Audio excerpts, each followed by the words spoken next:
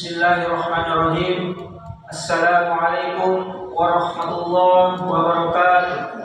Waalaikumsalam warahmatullahi wabarakatuh. Alhamdulillah rabbil alamin. Assalatu wassalamu ala asyrafil anbiya'i wal mursalin sayyidina Muhammadin wa ala alihi wa sahbihi ajma'in, amma ba'd. Pertama-tama mari kita panjatkan puji syukur atas kehadiran Allah Subhanahu wa taala, atas berkat rahmat nikmatnya kita sempat hadir di tempat yang penuh barokah ini guna melaksanakan sholat isya secara berjamaah. Insyaallah akan disusul pula sholat sunnah tarawih dan witir secara berjamaah. Salam dan salawat kita kirimkan kepada junjungan kita Nabi kita Muhammad sallallahu alaihi wasallam, kepada keluarga beliau, sahabat-sahabat beliau, beserta orang-orang yang mengikutinya hingga akhir zaman. Jamaah yang dirahmati Allah Subhanahu wa taala, adapun kami panitia Amal Ramadan Masjid West Al-Qarni akan menyampaikan beberapa hal, yaitu saldo Masjid West Al-Qarni pada malam kemarin sebesar 4.076.900 rupiah. Adapun pemasukan isi kotak infak pada malam kemarin sebesar 207.000 rupiah. Isi kotak infak subuh sebesar 89.000 rupiah. Adapun pengeluaran transportasi mubalik itu sebesar 200.000 rupiah.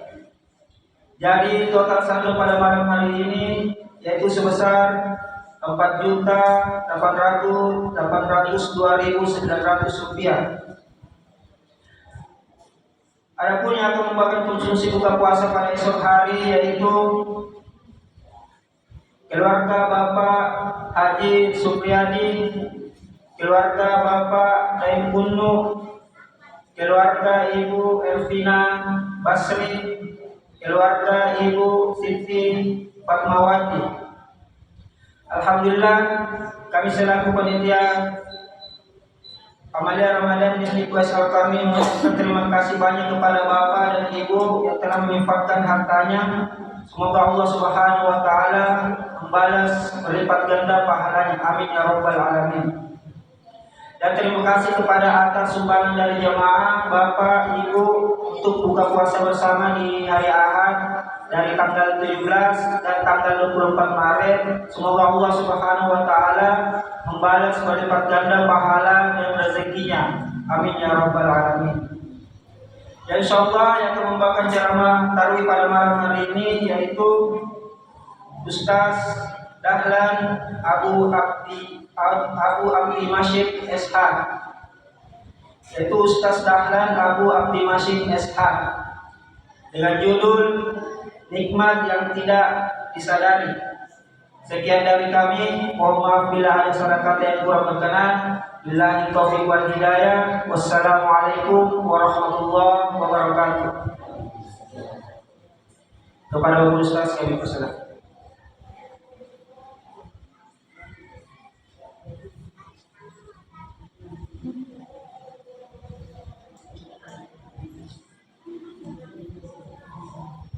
Assalamualaikum warahmatullahi wabarakatuh. Waalaikumsalam. Alhamdulillahirabbil alamin. Wassalatu wassalamu ala nabiyyina Muhammadin wa ala alihi wa sahbihi ajma'in. Amma ba'd. Kaum muslimin dan muslimat, jamaah salat tarawih yang dimuliakan oleh Allah Subhanahu wa taala, kembali kita bersyukur hanya kepada Allah.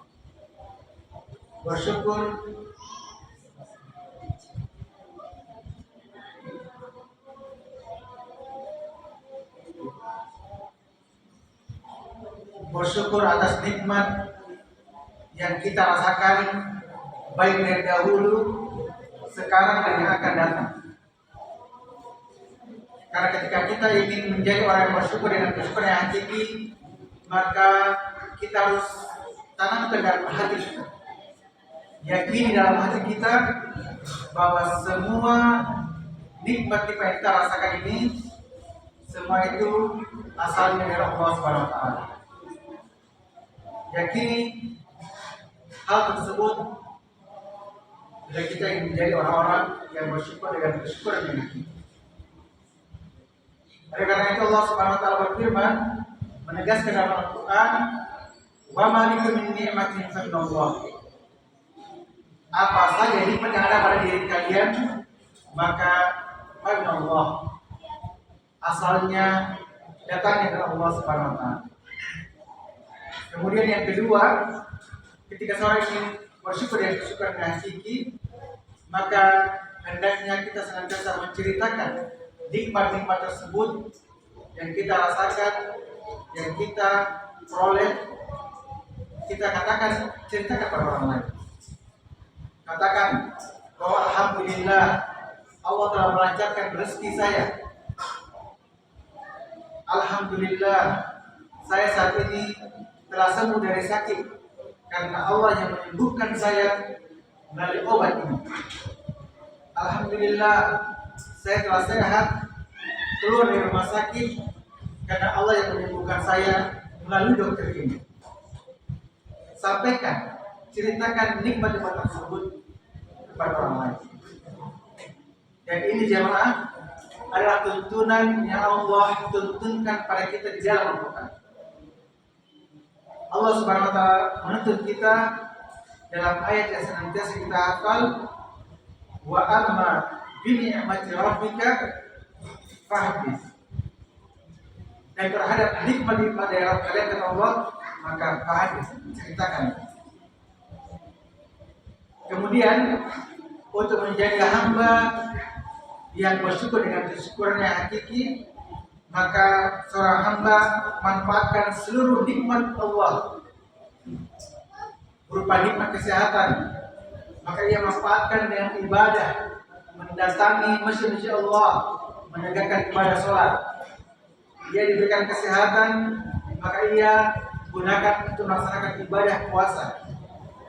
Ia diberikan kelapangan harta, maka ia memberikan santunan kepada keluarganya yang utama, kemudian ia membantu orang lain. Oleh karena itu jamaah, orang-orang yang bersyukur adalah orang yang pasti menegakkan ibadah kepada Allah Subhanahu wa taala. Allah Subhanahu wa taala berfirman, "Balillah fa'bud wa kun minasyakirin." Dan hendaknya kalian beribadah hanya kepada Allah, maka jadilah kalian orang-orang yang bersyukur.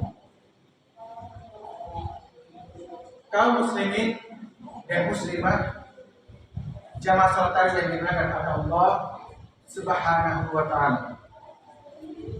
Seorang ulama yang bernama Ibnu Qayyim rahimahullah taala, beliau berkata bahwa nikmat itu ada 3 jamaah. Yang pertama, nikmatun hasilat, nikmat yang mudah dikenal, dipahami oleh seluruh dunia. Apa itu? Nikmat ketika diberikan uang misalnya, nikmat mendapatkan nafkah di awal bulan, nikmat ketika disuguhi makanan-makanan yang enak. Itu adalah nikmat yang nyata dan bisa kita rasakan langsung. Dan semua manusia mengenal nikmat itu. Adapun nikmat yang kedua adalah nikmatun muntadharatun yarjuha. Nikmat yang selalu ditunggu-tunggu, selalu diharapkan. Yaitu nikmat ketika seorang pemuda ingin melaksanakan pernikahan, ia selalu menunggu nikmat tersebut. Selalu berharap kapan saat itu tiba. Sebagaimana seorang pelamar, ia melamar pekerjaan di suatu tempat, ia masukkan lamarannya, ia berharap, menunggu dan berharap agar ia diterima di tempat yang ia masukkan lamaran tersebut. Dan yang ketiga adalah nikmat yang tak disadari oleh hamba. Nikmat yang tidak disadari oleh hamba. Apa itu? Nikmat yang saat ini kita rasakan. Nikmat duduk di di dalam masjid yang sangat mulia, menegakkan ibadah kepada Allah Subhanahu wa taala, dan nikmat yang banyak tidak disadari oleh manusia. Nikmat yang sangat besar yaitu nikmat hari-hari ini yang kita lewati. Hari-hari ini yang kita di dalamnya berada bulan suci Ramadan dalam rangka ibadah dan ibadah. Ini adalah nikmat yang tak disadari oleh manusia. Dan kebaikan-kebaikan ini ketika seorang hamba yakini dan sadari, maka pasti dia bersyukur kepada Allah. Pasti dia memanfaatkan waktu demi waktu, detik demi detik di hari-hari yang sangat mulia. Maka seorang ulama berkata bahwa ketika mayat-mayat ingin dibangkitkan, maka mereka semua bercita-cita agar mereka bisa merasakan, memanfaatkan satu malam saja di bulan Ramadan. Ini adalah nikmat yang tak disadari oleh kebanyakan hamba Allah SWT. Karena itu waktu seperti ini adalah waktu yang sangat mulia, sangat berharga. Sebagian dari kita mungkin ingin seperti ini jemaah, mungkin ingin bersama-sama dengan kita seperti tahun sebelumnya. Namun Allah takdirkan bahwa mereka telah dipanggil, telah ditutup usianya, dipanggil oleh Allah Subhanahu wa taala, sehingga hari ini kita tidak bersama dengan mereka. Sebagian dari saudara-saudara kita, keluarga kita, atau mungkin tetangga kita, mereka masuk di bulan suci Ramadan ini, namun mereka tidak sampai malam ini. Mereka hanya sampai 10 malam pertama. Oleh karena itu, waktu-waktu berharga ini kita syukuri dengan kesyukuran yang benar. Kita syukuri dengan kesyukuran yang benar. Karena waktu seperti ini adalah waktu yang kata seorang ulama, waktu yang sangat bermanfaat. Umur seorang hamba yang dihitung di sisi Allah adalah umur yang digunakan dalam ibadah kepada Allah. Dia berzikir kepada Allah Subhanahu wa taala, dia membaca Al-Qur'an, dia berbakti pada orang tuanya. Maka inilah yang dihitung berupa umur kita. Maka kita senantiasa berdoa kepada Allah Subhanahu wa taala bahwa semoga Allah memanjangkan umur kita dan memberikan kita amalan yang saleh. Tidak sebagaimana sebagian manusia ingin panjang umurnya dan ingin bersenang-senang. Dan yang kita inginkan adalah umur yang berkah, umur yang panjang, namun diisi, dimanfaatkan dengan amalan-amalan saleh. Kaum muslimin, jamaah salat tarawih yang dimuliakan oleh Allah Subhanahu wa taala. Karena itulah seorang ulama berkata bahwa hari itu sebenarnya hanya ada 3. Hari hanya ada 3. Yang pertama adalah hari kemarin. Hari kemarin adalah hari yang tak seorang pun bisa kembali kepada. Bahkan 1 jam sebelumnya kita tidak akan mampu memulai momen tersebut. Ketika lewat hari, maka itulah umur kita yang terlewat. Hari yang kedua adalah hari esok. Hari esok adalah hari yang mana tak seorang pun dijamin untuk berada di dalamnya. Kita tidak punya jaminan jemaah. Apakah kita bisa sholat di waktu yang akan datang? Apakah kita bisa melaksanakan ibadah puasa di Ramadan yang akan datang? Sebaliknya, hari ini adalah hari milik kita. Hari yang ketiga disebutkan adalah hari ini. Hari ini adalah hari milik kita. Kita yang mengisinya atau kita yang melalaikannya. Kita berbuat amal di dalamnya, ataukah kita merupakan amalan-amalannya melewati dengan tanpa amalan, dengan amalan salat. Karena itu jemaah, Imam Syafi'i berkata bahwa waktu bagaikan pedang. Ketika kita tidak mengisinya dengan amalan saleh, maka pedang ini akan bebas kita, yaitu kematian.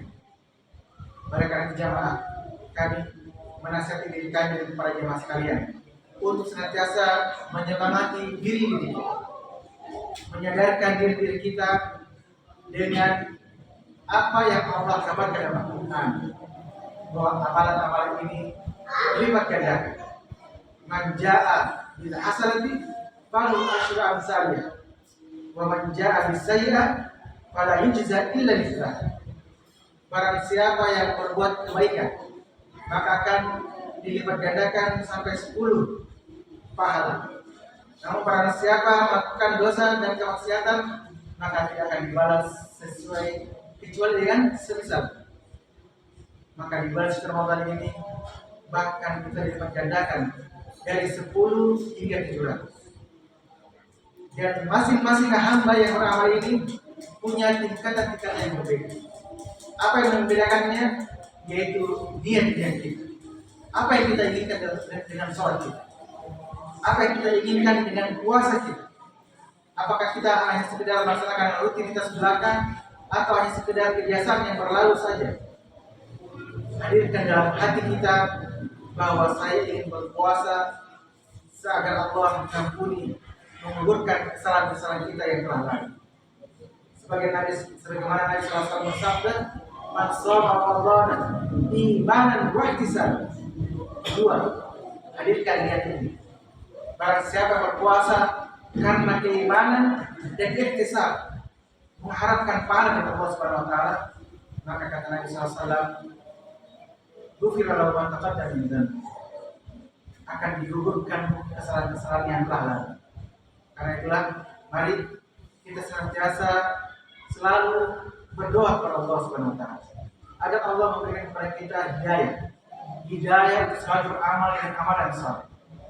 Mari kita senantiasa memohon kepada Allah agar Allah memberikan kepada kita hidayah berupa hidayah taufik, agar Allah bisa mentakdirkan kita beramal pada hari ini. Allah akan mudahkan kita untuk beramal di hari-hari yang akan datang, di umur-umur yang Allah anugerahkan kepada kita. Semoga yang sedikit ini bisa bermanfaat bagi kita semua. Subhanallahumma wa bihamdik, asyhadu an la ilaha illa anta, astaghfiruka wa atubu ilaik. Walhamdulillahil alamin. Wassalamualaikum warahmatullahi wabarakatuh.